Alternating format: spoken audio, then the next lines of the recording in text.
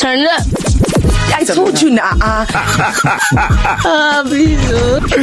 You are worse than me. Another year is ending. Shey you dey whine. Hey, what's up?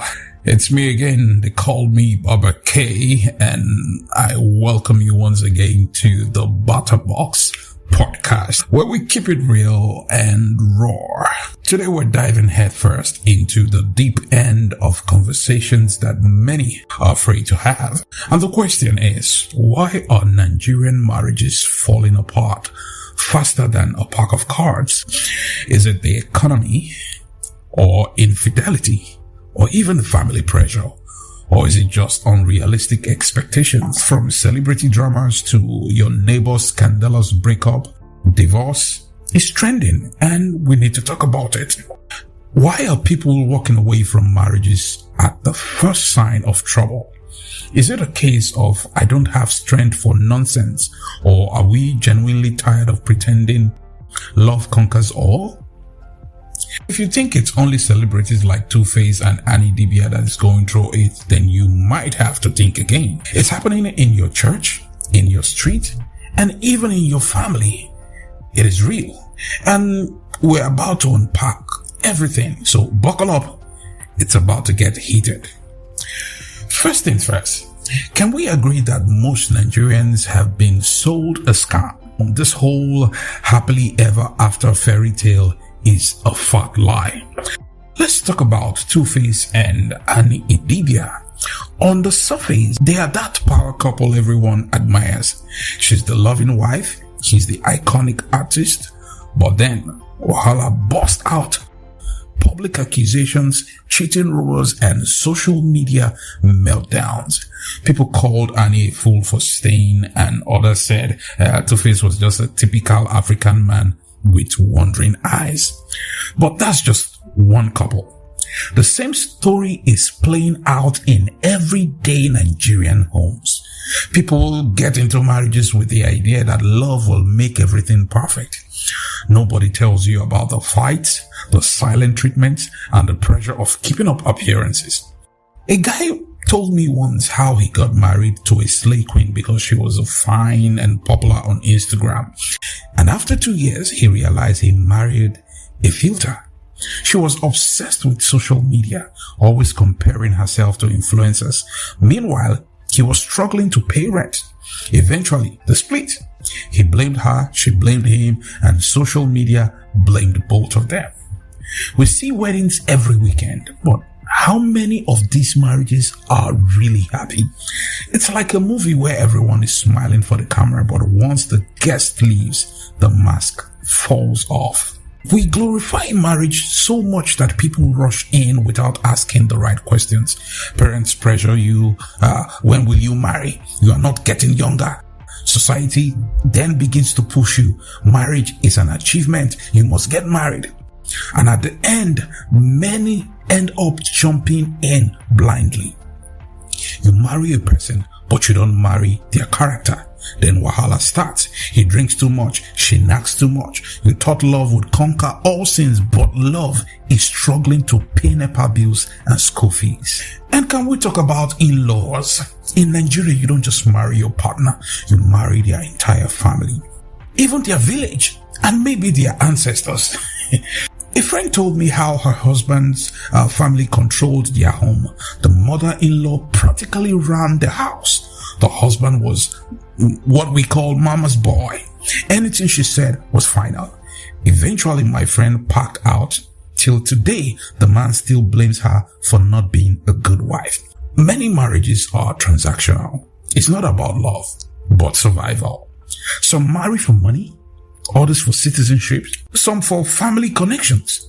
But then when the benefit dries up, the love evaporates. When the man is no longer balling or can't keep up with all his responsibilities, the marriage packs up. Now, the woman can't keep up appearances, they now start looking elsewhere.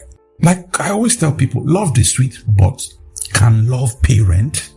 Can it put food on your table?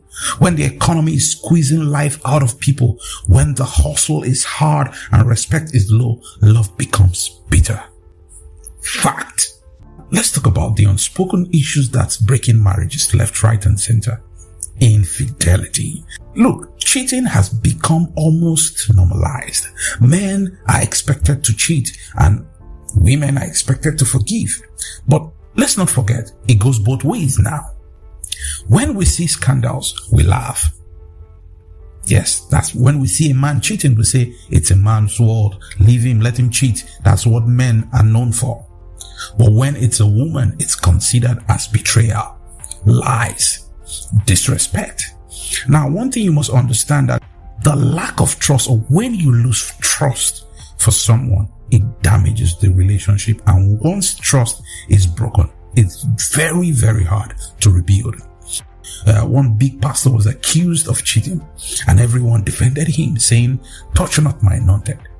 But the case is, if it was a woman that cheated, she would instantly be branded as loose. A friend of mine also found out his wife was cheating through messages on her phone, and she claimed it was just flirting, but my guy was shattered. He tried to forgive her, but each time they argued, somehow it came up again and again. He couldn't just let it go. And after a year of fighting and mistrust, they finally split. It wasn't the affair that ended them. It was the broken trust. People say men will be men, but let's call a spade a spade. Infidelity in a marriage, it's a killer. It kills a marriage, whether it's the man or the woman. And let's not even talk about those bringing outside babies into their marriages. That one is considered as the ultimate betrayal. The ultimate betrayal. But then again, let's face it, many divorces, it's about pride. Nobody wants to admit they were wrong. We blame our partners instead of fixing the problem. Now, society makes it very hard for people to seek help. That's marriage counseling. Many think it's for the weak, but we often suffer in silence until the frustration boils over. Divorcees are called failures, but is it better to stay in a toxic marriage? Do we want happy marriages or endurance companionships? See, marriage isn't what it used to be. We've glorified it, but ignored what it takes to make it work. The pressure to marry is on the high, but support to sustain it is really low. We need to change our mindset. Now, marriage isn't a prize to win or a burden to carry. It is partnership that requires honesty, respect, and understanding. If you're not ready, please don't rush in. If it is toxic, don't endure. And if you need help, seek it. A lot of things in marriages these days, a lot of people cannot tolerate it. And I keep asking, why are Nigerian marriages falling apart faster than a pack of cards? I got a message from some people who say most times on the podcast I'm a bit one-sided. No, in this case, I'm not one-sided. I want us to look at it from both ends. If you're in a marriage that is toxic, I would advise you leave. If you are in a marriage that you are enduring so much and you know you can't take it, leave. But at the same time, if you want to get into marriage, then you need to understand what marriage is all about. Like I often say, marriage is a full-time job. And sometimes I jokingly just say that I think the government should pay married couples salary. Yes, married couples should be placed on salary because it's a full-time job. And one thing we need to consider, if marriage is about endurance, where do we draw the line between compromise and suffering? If you thought that me saying all these things, may just seem like I really don't know what I'm saying, then first things first, marriage in Nigeria is like pressure cooking. It's fast, intense, and if you don't handle it well, it explodes. Most of us are unprepared for what marriage actually requires. Think about it. Society pushes you to marry young. You don't want to be an old maid when your mates are getting married. Go and marry. And at the end of the day, you get into marriage because you were pressured to marry. and you were not fully prepared for the responsibilities of marriage. Some will even come and tell you, your mates are already carrying their babies. When am I coming to carry your baby? If your mother is not putting that pressure on you, the society is putting the pressure on you. And because you want to respond to societal pressures, you jump into marriage without being prepared, without even knowing that there's a whole lot of responsibility that has to do with marriage. A guy told me how he married a 26-year-old because his mom kept reminding him of how she gave birth to him at 21. He wanted to please his family, not knowing he was walking into a lion's den. His wife expected luxury living, but he was still hustling. The fights were brutal, each blaming the other for the struggle. Eventually, they got separated. Now, pressure is like fire. It can refine or consume. Too many marriages are being consumed by societal pressure. We care so much about what people think that we forget it's about the two of you or the two of us and not the whole community. Now, this one is deep. Why do we glorify suffering in marriages? Because this is one aspect I think we really need to address. Many of us were raised to believe that a good wife or a good husband endures, sacrifice or make sacrifices for the family. But sacrifice should not mean suffering in silence. We've seen cases where women stay in abusive marriages because they don't want to be labeled failed wives. Men too even stay because they believe that struggling to provide makes them a man. And because the society says a man must provide for his family by all means. I heard of a woman who was beaten by her husband repeatedly. Her pastor told her to pray harder and stay in her marriage. Even her own mother said, you have to stay in this marriage for your children. Marriage is endurance. That is what the mother says. Question I'm asking, endure what? God no creates people to suffer now. You might think I'm being delusional by saying these things, but if you are in a marriage that requires endurance, you will know. If you're also in a marriage that requires tolerance, you would know. And if you are in a marriage that requires you to run for your life, you would also know. This idea of marriage as suffering, I think, is a big problem. It is why so many people stay in toxic relationships until they break physically, emotionally, and mentally. And when they finally leave, society still blames them. Oh, she couldn't keep a home, or he's too weak, he's not a man. Now, let's get into expectations. How social media has made marriage a game of who they flex past. Instagram and TikTok is definitely fooling us. We see pictures of couples living their best lives, luxury vacations, big houses, matching outfits, couple goals everywhere. But one thing you don't see is the stress, the argument, the sacrifices behind those pictures.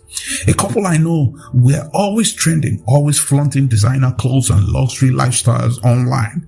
They became the poster couple for relationship goals.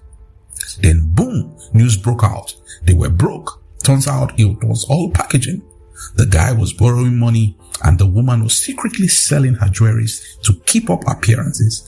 Now they are separated and the internet is laughing. We need to understand that marriages is not a photo shoot.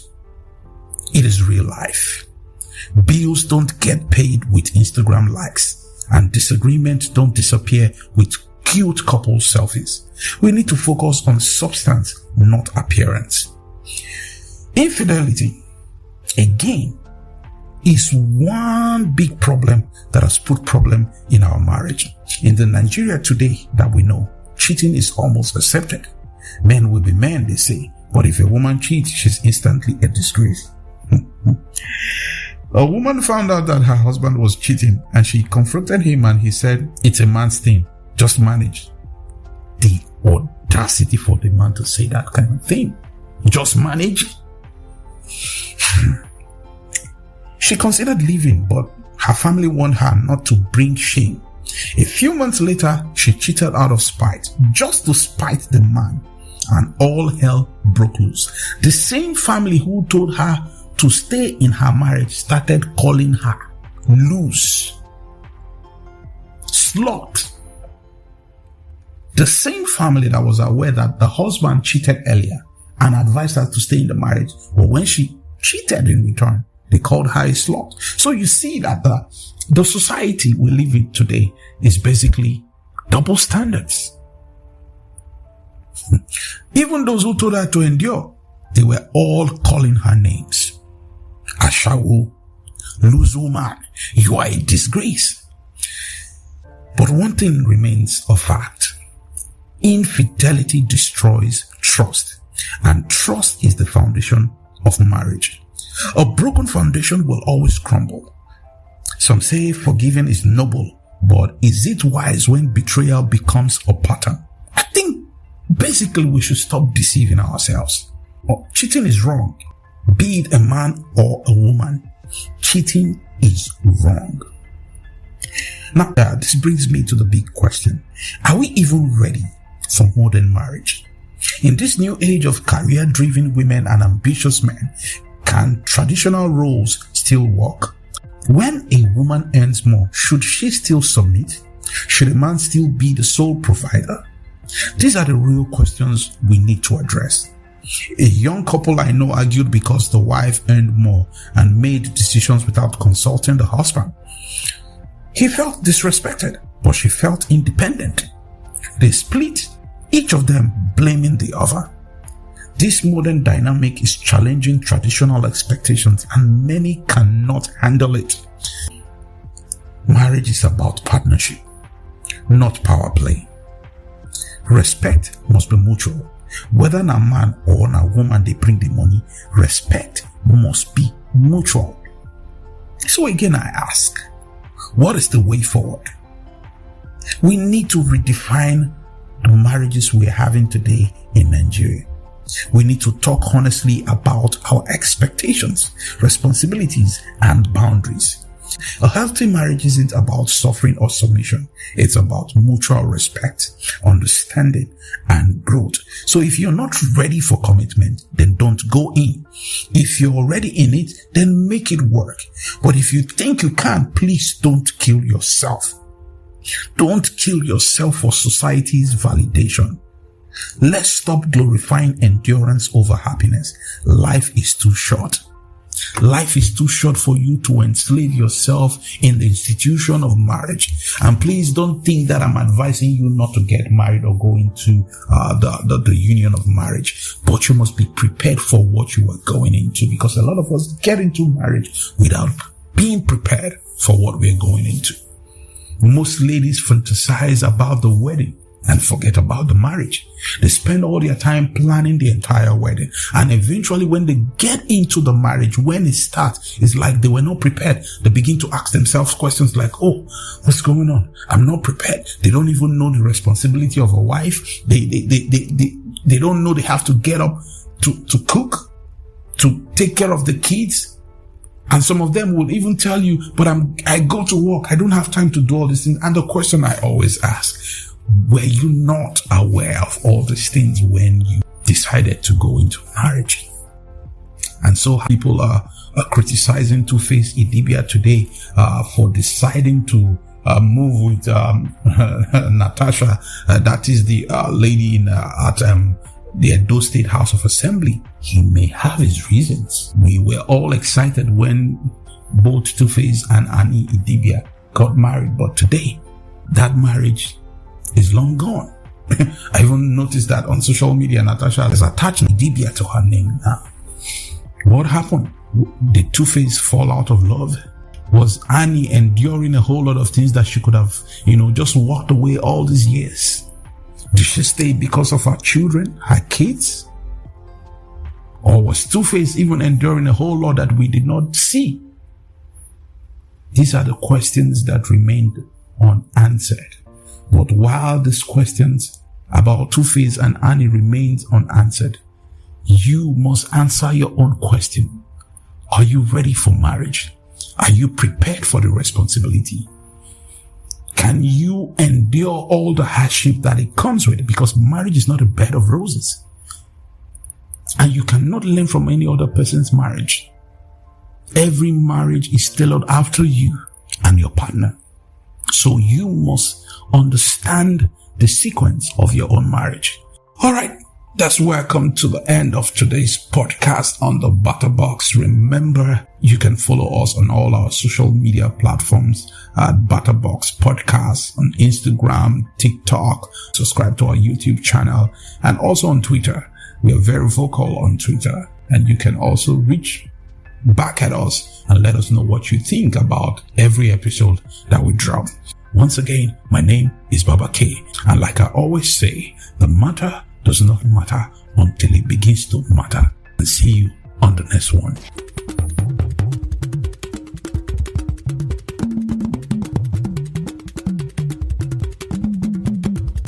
Bata bata, bata bata, bata.